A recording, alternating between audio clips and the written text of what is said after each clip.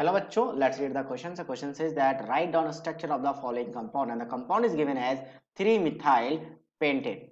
So 3-methyl pentane एक एक करके ब्रेक डाउन करता है हम इसको 3-methyl. मिथाइल का मतलब होता है CH3 ग्रुप और किस पोजीशन पे? थर्ड पोजीशन पे रहेगा. पेंट का मतलब होता है 5 carbon in the main chain और एन का मतलब होता है single bond all the single bond in between carbon carbon. और अगर कार्बन कार्बन में डबल बॉन्ड हो तो इन लिखा जाता है और अगर ट्रिपल बॉन्ड हो तो आइन लिखा जाता है. तो एन का मतलब सिर्फ कार्बन कार्बन में सिंगल बॉन्ड होगा. तो अब 5 कार्बन है तो 5 कार्बन को हम ऐसे लिख लेते हैं. 5 कार्बन लिखा गया. इसका हम काउंटिंग कर लेते हैं. इसका स्ट्रक्चर बनने का तरीका यही है कि आपके पास जो पैरेंट चेन है, देखो जो भी आपके पास एज ए क्या अच्छा इसका नेम पहले हम देख लेते हैं क्या आपके पास थीम होता है. पहले हम लिखते हैं सफिक्स को, सफिक्सेस. उसके बाद हम लिखते हैं वर्ड रूट को. वर्ड रूट के बाद क्या आता है? सफिक्स प्राइमरी और फिर यहाँ पे क्या आ जाएगा आपका सफिक्स सेकेंडरी.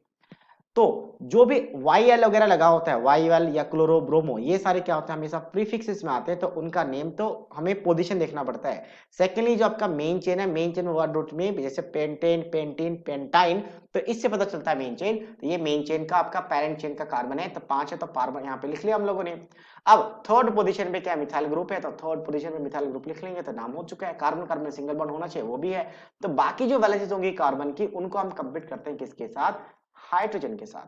तो हाइड्रोजन जैसे इंक्लूड करेंगे हमारा क्या हो जाएगा? कार्बन कार्बन की वैलेंसी जितने भी हैं वो सारे कंप्लीट हो जाएंगे. तो ये फाइनल स्ट्रक्चर है इस आईपीसी नॉमेनक्लेचर जो आपको गिवन है.